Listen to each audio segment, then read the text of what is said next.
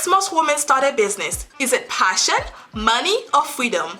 Welcome to Female Founders, the podcast that takes you behind the scene with women who are founders and CEOs to help you start and scale a successful business of your own. I am your host, Nagelia de Ravin. Hello everyone, welcome to another episode of Female Founders. In this episode, we are going to have a conversation with Rachel Ibarra, founder and CEO of Embrace Any Future. After retiring from her 25-year-long corporate career, she started her entrepreneurship journey to help women bridge the wealth gap. This is going to be such a great conversation, and you do not want to miss it.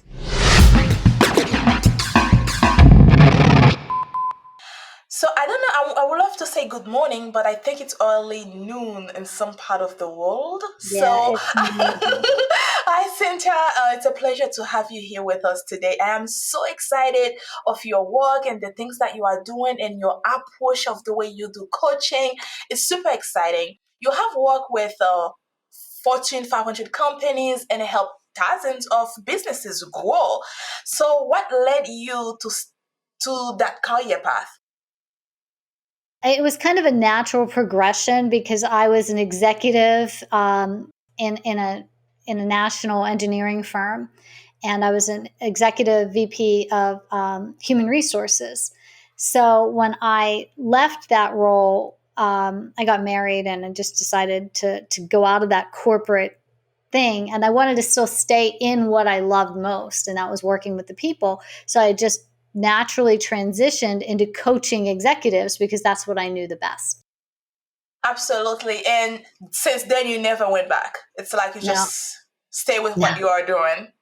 Yeah. Now I do like various things. I've expanded, I've grown, I've gone into different levels of what I do, but I can't even imagine doing anything else.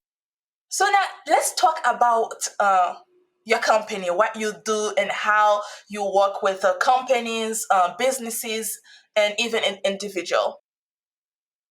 Okay. So I have different areas of where I work. So my main focus where I love to work the most is one-on-one coaching with C-suite executives. And I do that in different ways. Sometimes I will work with the entire executive team, 6-8 people that are on the team, but we're each doing one-on-one coaching, and then we do group coaching together. And I work with the whole team for multiple years. I just kind of stay on as their coach. And then I have individual executives who will reach out, and maybe it's not for their whole company, but they just want work. So what I do with executives is more. I don't work with people that need coaches. I work with people that are really high impact. They are successful and they want to get better. They want to up the game. So they have a challenge. They want to increase their business, increase their revenue, increase their impact on the world, increase their legacy, and they want to get past. So I do executive, I call it transformational coaching, which is where I really help the person elevate to the highest level they can be so that they can accomplish everything that they need to accomplish. So whether that's an executive team or with the executive. And then on the other ends of my business, I have career transition coaching, because I learned very quickly that a lot of times you're in a career for 20 or 30 years, and then you realize, like, I don't really like this. This isn't what I want to do, but you don't know where to go because this is what you know. This is your background. This is everything. So I have a whole program that I work through with executives trying to transition into a different career. And then I have a different one for much lower in the spectrum, where people are just trying to master interviews. I've interviewed over 3,000 people in my career. So I have this thing that's called a job search boot camp, which tells this person who's looking for a job how to, what they need to know about the companies, how to start applying, how to master the interview. So those are like the different categories. You said something that I like a lot. I don't work with people that just need coaching. I like it. It just speaks for itself, It just explain it all, because that means that you care about the people that come to you that need your help, and you want to see them grow, because if they grow, it's become your success. So Oh, that's absolutely. mean a lot. So that's mean when someone comes to you, they know you are going to give them the best to help them grow. So that's not something you find a lot of coaches said. So I was very surprised when you said that. Well, a lot of people think of coaching as remedial. They think of it, the last ditch. I'm going to hire a coach before I fail, and that's not when coaching is effective. Coaching is effective when you're already on the top and you say, "I want more. I want more. How do I get it?" I never heard that before. Seriously. I just never heard it from anyone, and I love it. It's the first time. It's different. It feels different. And it's something that people should look into instead of just spending money left and right for nothing. I love that.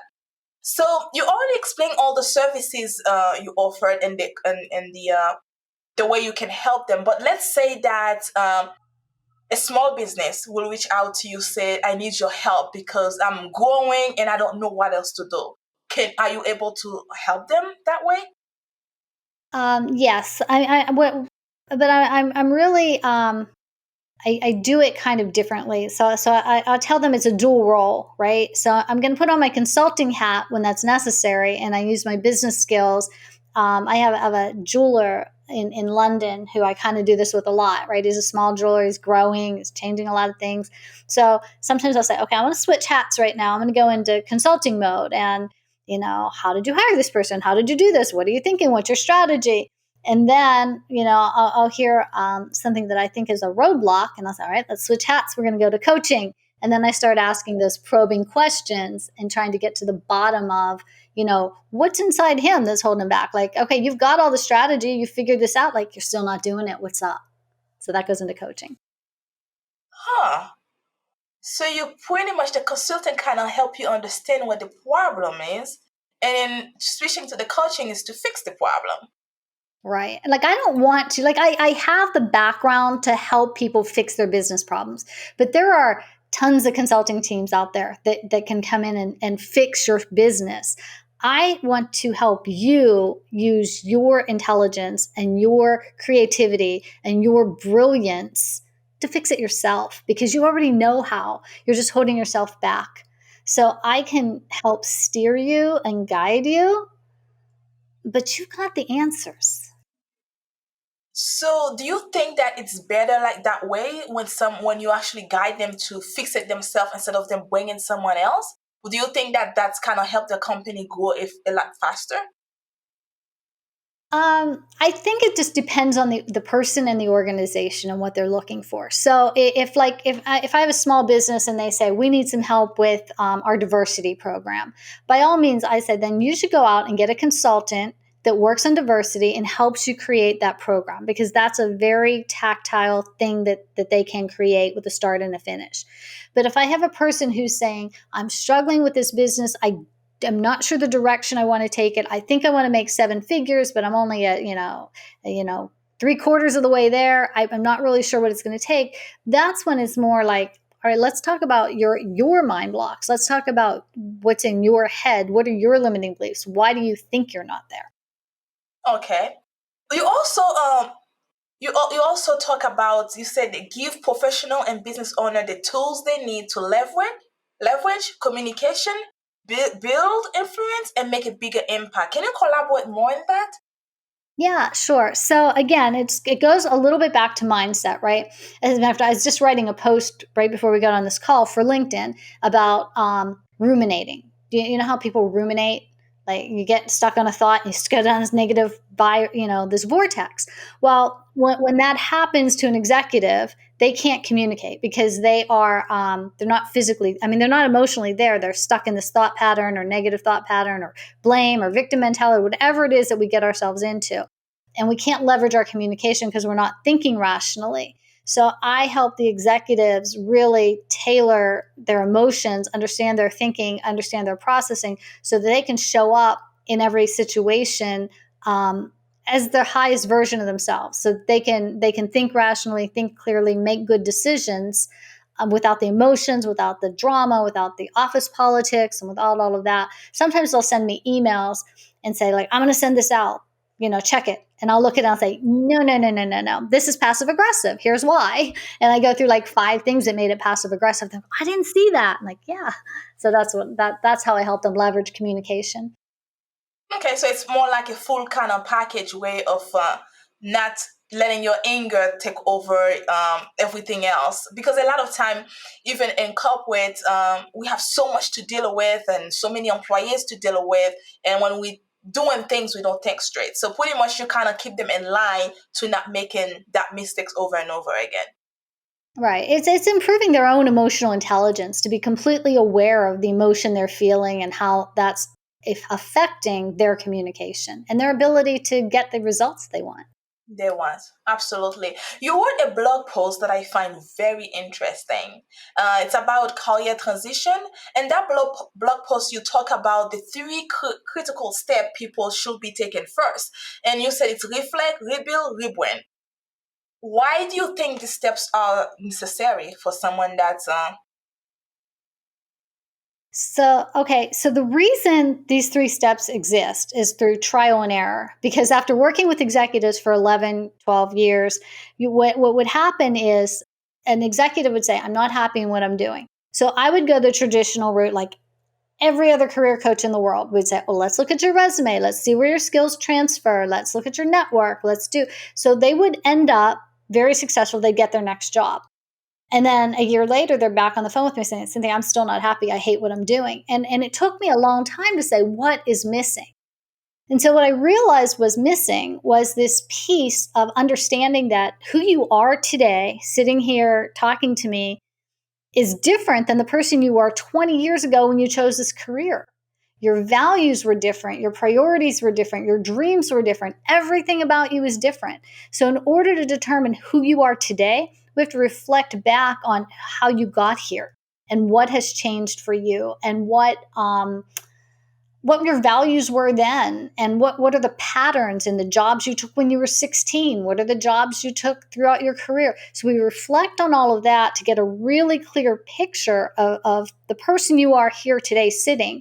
So then we can now say, okay, we've reflected on that. I'm confident and this is what my values are today. This is the direction I think I want. And that reflection is deep. I mean, we go into a lot of things there. Then we go into, okay, now we have to rebuild. What do you need to know? Like, for example, I had a client once who had been she thought that she wanted to change careers and go buy food trucks. She wanted to have food trucks. So part of her rebuild, I had her go out and interview 10 food truck owners and really talk to them. And she came back and she said, "Oh my gosh, I just want to visit food trucks. I don't want to have one." And so there's different ways that people do it, but we rebuild. If you need a skill, if you need a class, if you need to build something, and then once we've got that all together, we know the direction you want to go. We've got the skills. Then we rebrand. We do your resume, we do your LinkedIn, we do your profile, and we put you back out there in your new professional image. Wow. So going back to that client you have with the food truck, would you say that a lot of clients, or at least a percentage of your clients that come to you, say that, hey, I want to have a restaurant, but in reality, they don't want to have that. They want to have something completely different from that? Well, yeah, sometimes, and that's what they have to figure out, right? Like I have some clients who go through this process and they realize that I actually do like what I'm doing right now. I just think I need to do it somewhere different. And so that's like one outcome. I had another client once who thought she wanted to have a bed and breakfast. And she was pretty sure she wanted to have a bed and breakfast. In her position, she was able to take a sabbatical.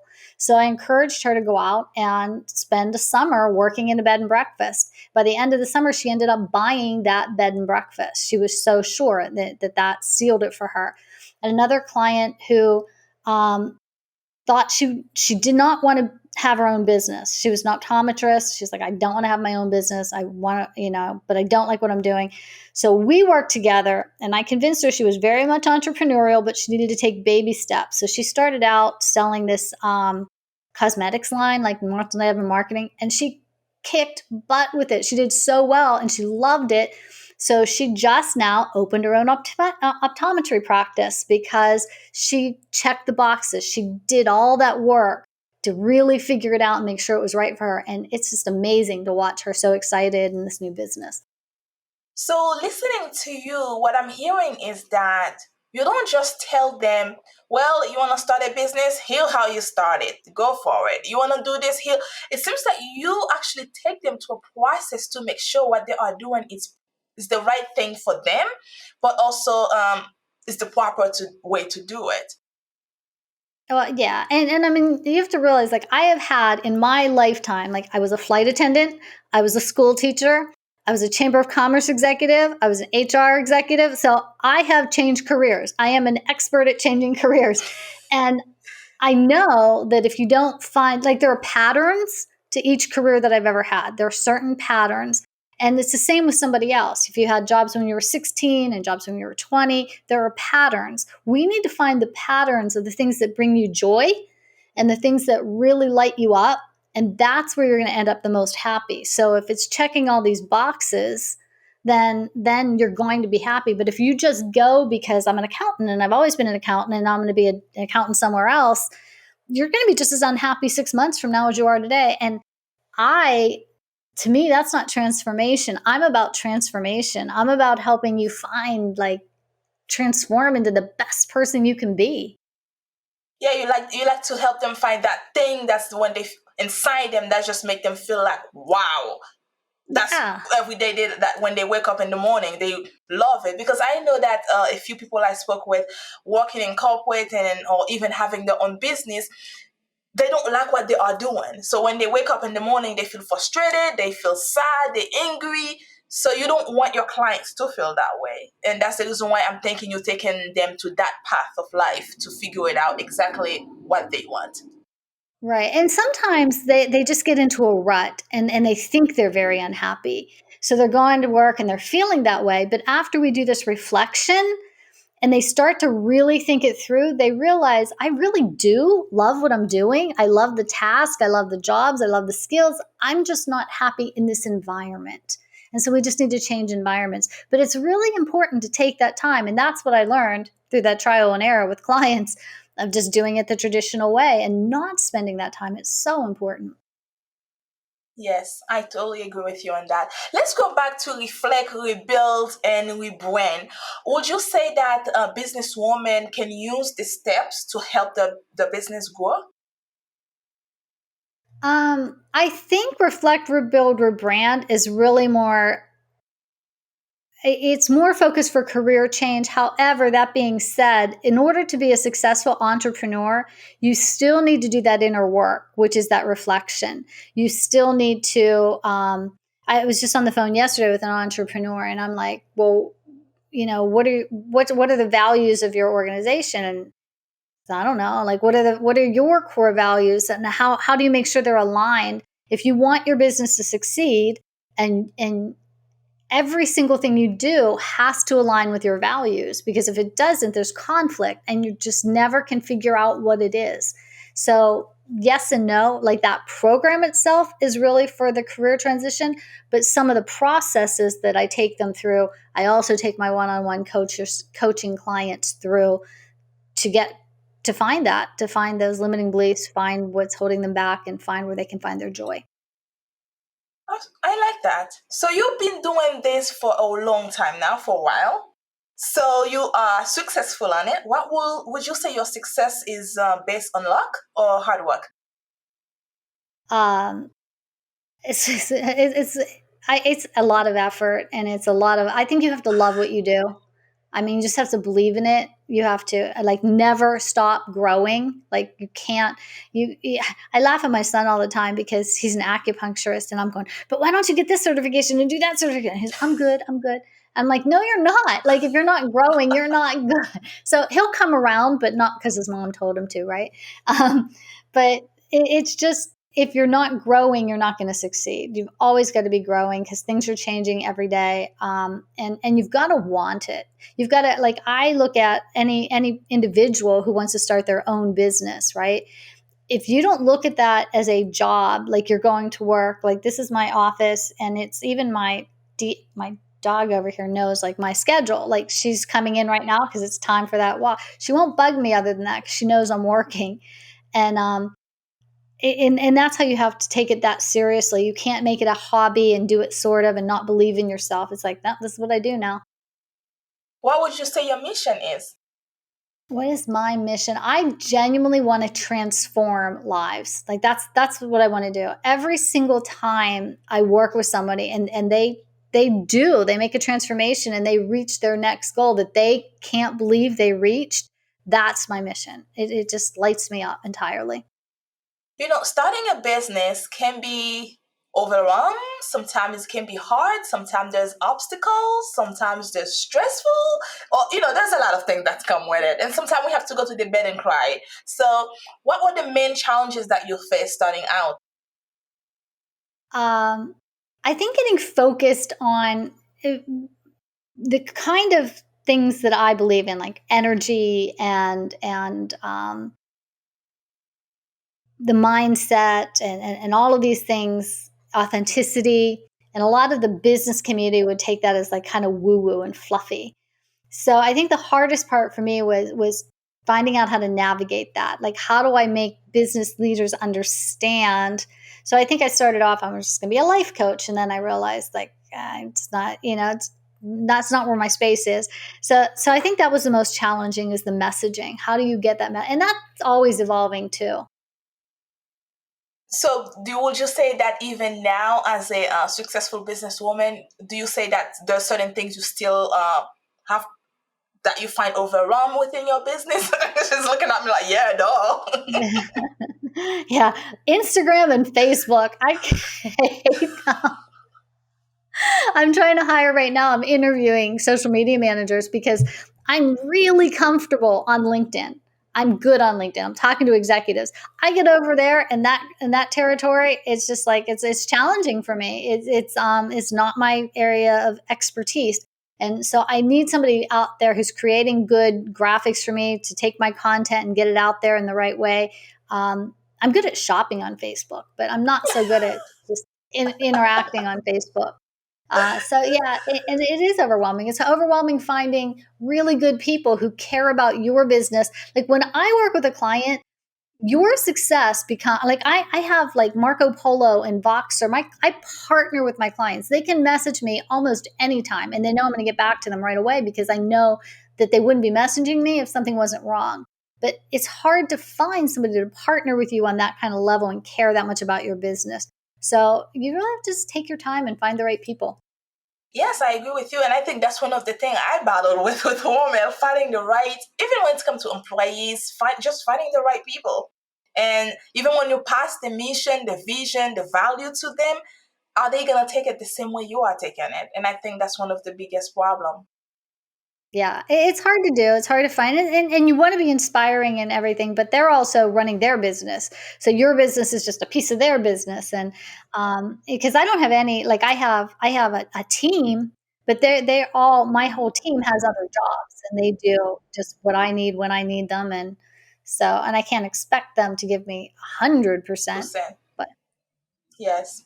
I agree with what I'm trying to say. I totally understand because I went through the same issue as well, and it's hard. It's frustrated, and I found a different way to fix it myself because I didn't like the frustration of it. Because I like to sleep in peace, and when I can't sleep, that's the problem. well, so how did you fix it? What I did is I started hiring people to work with me, but if I interview about 100 people, probably will find one out of 100. Right.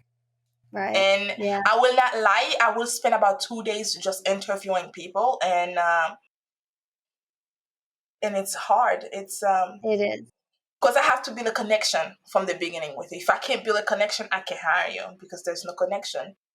Yeah, absolutely. And I think it's the same too. Like everybody thinks that they can be a VA or everybody thinks that they can be a marketing manager. And it's almost the same with coaching. Like anybody can call themselves a coach, but that there's a lot of different levels of quality in there. And you really can't figure it out until you work with somebody a little bit and take your time with them. Yes, and then I think another issue with them as well is they lie on their resumes. So they will say that they have the skills and they know how to do this, they know how to do that, and then in reality, when they get the job, they have no clue what they are doing, and it's end up being a problem. And I don't mind training someone, but if you tell me you know how to do it, at least you should know the basics of your job because hey, you've been doing it. It's on your resume. You've been doing it for 5 years. So I think that's one of the biggest issue for business businesses, even small business owners, and that's one of the things that we deal with a lot: finding the right help. And you know what? We need help. We can't do it Well, alone. we found that even when I was in HR, there was actually, I think there's a statistic that said like 85% of resumes are embellished. So you really have to scroll through. And there was actually a website that we found that told people how, this is a long time ago, I don't know if it still exists, but it did then, told people how to lie about the college you went to. So it would give them this whole back history, like find out a professor's name, go visit some of the restaurants in the area, like just get to know the town so you can talk about it. And it was like, it was Wow, pretty interesting. Yeah. that's new. That's next Yeah. level. Well, this is interesting. So let's go back to all the services that you provide to people. So, for example, you incorporate. So you deal with the CEOs, the people. Yeah. Hello to you too. So sorry. It's okay. I'm with him on that. He wants to say hi. My husband decided to put bird feeder out the window. Like I really got to talk to him about that. He's like, I'm gonna say hello. I don't know who you're talking to, but I'm on it. I like it. It's okay. We can cut that out. No big deal. So you were asking me something before we were so rudely interrupted. Oh no, it's okay. So I kind of wanted to take people back because I know you do a few different things, and one of the services that you offer is executive coach. So we're talking about people that's in corporate and a C level that you help them to stay in balance with themselves, and also you help someone that looking for it for a career coach. So they are not only in the job, they're looking to move up, or they want to switch completely to something else, or they looking for a job, especially right now with COVID-19. A lot of people lose their job, now they're looking for work, so they can use your coaching experience to actually help them get ready for interviews and things like that, right? Right. Now some of the like the interview things like that's just an online thing. I've done it all in video so they get all that information and then they can, if they want like a session or so, they can buy that. Same with a career transition. There's different levels they can do that. They could just do the online. They could do the online with one-on-one. But once you get into the vice president or like maybe even a director in a big company, because if you have big companies, a director is the same as a vice president in a smaller company. So that director who wants to get to that C-suite and needs to, there's a lot of navigating politics and a lot of making the right moves to get there. Like those are the people I do a lot of one-on-one with. Okay, but let's say that someone that's a career looking for like a one-on-one because they want to be able for you to help them understand. Because a lot of people go to interview, especially when I remember when I was younger, applying for jobs, going to interview. That I think one time I even peed myself. So that was how scared. And did I forget to say I was over the phone, not even in person? That's how scared I was because when they started me Right. asking me question, I'm like, how do I answer that? So would you give this type of people a one-on-one to kind of help them practice with you, or even coaching them the proper way to go, even if they don't understand the question or they don't know how to answer it? Because I'm sure there's way, even if you don't know it, another way you can approach it to still get yourself Oh, yeah, yeah. through the. Um, I do. I have a program called Interview Mastery, and it is one on one. And what we do is it's usually for people that kind of have interviews scheduled. Like I have an interview like in 2 weeks. And so we get on and we do some mock interviews. Then I send you off to do the videos. And then you come back. And I don't know the right word to use. I'm not allowed to say it. Like snot. I'm really tough on interviews. If you can master an interview with me, you are going to be prepared for anything, because I will stop you in the middle of your answer. I will watch your body language. There are so many things that a good interviewer is looking for. I'll teach you how to avoid traps. I will teach you how to answer questions correctly, to give information, even when the interviewer doesn't know how to ask good questions. So I really will prepare someone for interviews, because when you're up against a lot of competition, and especially these senior level jobs, people make there are certain mistakes, like take the question, tell me a little bit about yourself, right?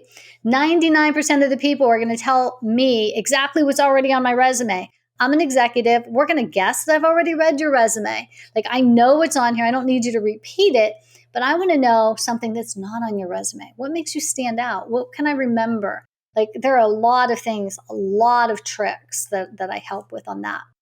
So where were you when I was looking for a job? Because I could use that. Yeah. Usually I just read what's in the resume. Here we go. Let's go through it. Yeah, it's interesting because I get called in to do both sides, right? I get called in by the candidates to help them prepare for interviews, and I get called in by the companies to help do the interviews and manage the interview process. So, like, if an executive team is hiring a C-suite, I can run that whole process for them. As far as a group interview like on Zoom, I will be the narrator of that interview to keep it on track, to make sure that it goes well. Because when you get into those situations, unless everybody's really skilled at interviewing, you start talking and you start chit-chatting and you start talking about who you used to know and who they know, and you don't find anything out about the candidate. So I help them stay on track with that. I like that. So you play both sides. So I like it. So you know exactly the corporate world and what they're gonna want and how everything gonna go, and you can teach that to help the other, the employee or the prospect to get ready for it. So makes sense. Yeah, because I know when I was interviewing, there are definite like signs when somebody's not telling you the truth. There are telltale signs, and so I could find that out really quickly when I'm, and you're not thinking about it as a lie, but like just now on your resume it says you left, or when I ask you why you left your job, you told me it was because you live too far, and so that's not really true, because you've lived in the same place for 15 years and you work there, and all of a sudden it's too far. Like, there's more to it, and as a good interviewer, you're going to dig in. So those are the things I prepare you for. I love it. I absolutely love it. What's your advice for female founders who are just starting out? Don't let your own stories get in your way. Please explain. Well, we all tell ourselves stories, right? We all set ourselves up for what we think we can accomplish. We know we have this big dream, but there's still part of us that thinks, but maybe I'm not good enough. Maybe it's going to fail. What if it fails? Or like, I'm not good at math. I'm not good at this. I'm not good at that. And those stories will stop you, and they'll be in the back of your mind, even when you're trying to put your best foot out there. It's still there. You've got to learn what those stories are. You've got to learn where they came from, and you've got to be in control of them, or else you will stop yourself. You might be really successful, but you're still not going to make it as successful as you could be. Your stories. Huh. Yes, it can. So what's next for you in the company? I am working on a program right now. Care to Lead is a signature program that I have, and I'm creating it right now to take it's clarity, authenticity, responsibility, and engagement. So these are tools that I use when I'm doing executive coaching for senior C-suite executives. I'm creating this into a program that managers can join. Like, it's going to be a hybrid, so it'll be like part virtual and part live. Then maybe a 12-week program that you can sign up for and say, I want to be a better leader, but I can't afford that kind of coaching. So how can I get this? So it's going to be done that way. So it can be done with like cohorts of 20 people from different industries can come on, and you'll go through the whole program together. It can be done in one organization if you want to put 100 managers through it or 100 leaders through it. It can be done in your organization, or it can be done live as a 3-day workshop. But the Care to Lead, that's going to launch in September. I'm going to open up a waiting list for that very soon. Okay, so how can someone sign up for that?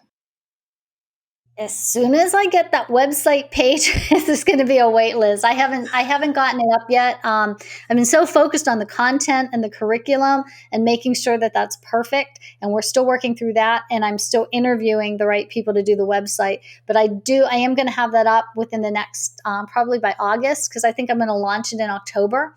So people will start be able to sign up in August. And it's going to be really C-suite level coaching for anyone who wants it. If you're just a line manager and you want to be better, we're going to cover everything you need to know. So they pretty much getting the up, the level up experience with you, even if they are there, but that will help them to be able to get where they want to be at the end of it. It will absolutely give them more tools than 99% of their competition. Yeah, I like that. And so pretty much if someone this will live before they actually you have it on your website. So if someone is watching that, they will be able to go to your website and sign up for that. No, but they can just reach out to me, and I'll get them on a list. So yeah, they just email me. Okay. Anything else you'd like to share with us? No, I appreciate your time so much, and I just wish everyone in the world would understand the value in coaching. Whenever that thing happened with Will Smith on the award show, and I want to be his coach. I so want to be his coach. He did not manage that emotion well. So, I mean, everyone needs coaching, or everyone could benefit from it. But you remember what you said at the beginning of the interview? You said that I don't want to just coach people. Yeah, I don't want to coach people who think they need a coach. I want to coach people who understand that they want a coach. Exactly. That's the difference. That's the tweak. So I want Will Smith to know that he wants a coach. Actually, he needs one. Well, there's that too. But we all do. Like, there are pieces of all of us that we can be better. I have coaches. Like, I hire coaches all the time. I would never ask someone to invest in something that I don't invest a lot of money into myself. Yes, and I agree with that. We do need the help. We do need the support. We do need someone that can guide us and someone we can reach out to when we need it, because we don't know everything. Especially if you own a business, a lot of things you probably don't know them, and having someone else to guide you through that is important. So yes, Will Smith do need a coach very fast before you actually pull up a trigger next time. So thank you so much, Cynthia, for being here with us today. I appreciate the time, the knowledge that you're passing on, and a lot of things that you brought into this conversation that me myself never pay attention to them. So I love to learn. So learning from other women is something that I take very seriously, and I appreciate you doing that for other women as well. Well, thank you, and I appreciate all the good you're doing in the world, and it's amazing what you're doing. So thank you for that. Reflect, rebuild, and rebrand. An exciting concept. This is what I love about interviewing businesswomen. I always learn something new and unique. Career transition can be overwhelming, and learning from someone that interviewed over 3,000 people is an A+.